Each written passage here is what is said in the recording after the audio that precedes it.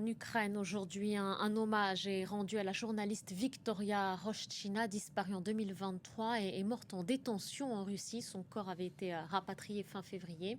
Ses obsèques se tiennent dans la capitale ukrainienne aujourd'hui. On retrouve Emmanuel Chaz en direct de Kiev. Bonjour à vous Emmanuel, merci d'être avec nous.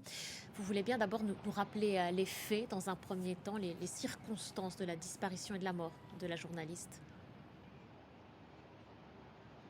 Oui, le cas de Victoria Roshchina a beaucoup choqué ici en Ukraine et à travers le monde, car cette journaliste qui enquêtait principalement sur ce qui se passe sous occupation russe dans les territoires illégalement occupés par Moscou ici en Ukraine a disparu alors qu'elle s'apprêtait à nouveau à se rendre dans ces territoires occupés. Elle a disparu en août 2023 et s'en est suivi une année de détention en prison russe, une année de détention au cours de laquelle Victoria Roshchina a subi les pires sévices qu'on puisse imaginer.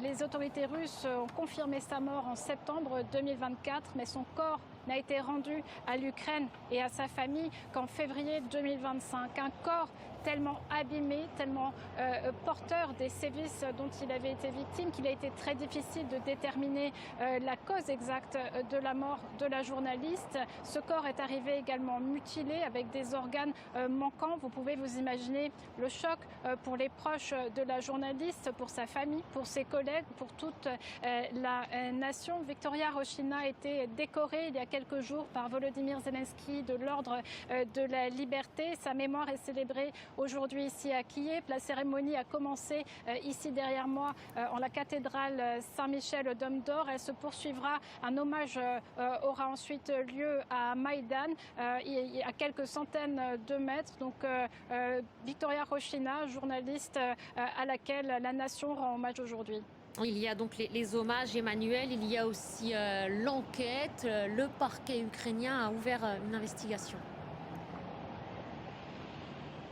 Tout à fait. Une enquête a été ouverte à l'encontre du directeur de la prison de Taganrog en Russie. C'est un nom qui est tristement célèbre ici en Ukraine. Pourquoi? Eh bien parce que c'est tout simplement le lieu où se déroulent certaines des pires tortures infligées par la Russie aux prisonniers ukrainiens. Donc des prisonniers qui peuvent être des soldats, des civils, des journalistes, comme ça a été le cas pour Victoria Roshchina. Actuellement, en prison russe, il y a au moins 29 journalistes ukrainiens qui sont toujours détenus donc par la Russie. Leurs droits les plus élémentaires ne sont pas respectés. L'accès à l'eau, à la nourriture, aux soins, des droits dont ils devraient bénéficier selon les conventions internationales, les conventions de Genève